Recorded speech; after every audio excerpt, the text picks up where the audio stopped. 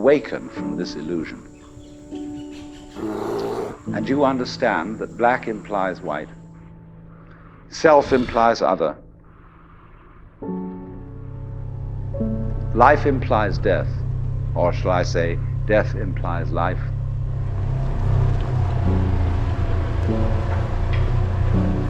You can feel yourself not as a stranger in the world, not as something here on probation, not as something that has arrived here by fluke, but you can begin to feel your own existence as absolutely fundamental. I'm not trying to sell you on this idea in the sense of converting you to it. I want you to play with it. I want you to think of its possibilities. I'm not trying to prove it. I'm just putting it forward as a possibility of life to think about. So then, let's suppose that you were able every night to dream any dream you wanted to dream. And that you could, for example, have the power within one night to dream 75 years of time, or any length of time you wanted to have. And you would naturally, as you began on this adventure of dreams, you would fulfill all your wishes. You would have every kind of pleasure.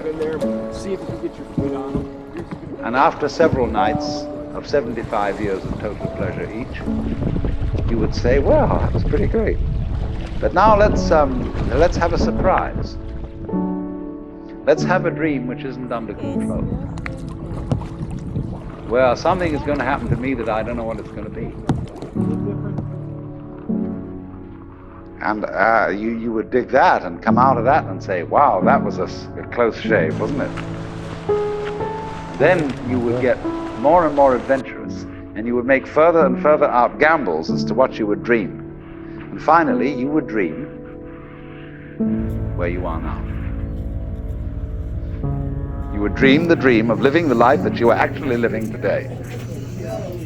That would be within the infinite multiplicity of choices you would have, of playing that you weren't God. Because the whole nature of the Godhead, according to this idea, is to play that he's not. So in this idea then, everybody is fundamentally the ultimate reality. Not God in a politically kingly sense, but God in the sense of being the self, the deep down basic whatever there is. And you're all that, only you're pretending you're not.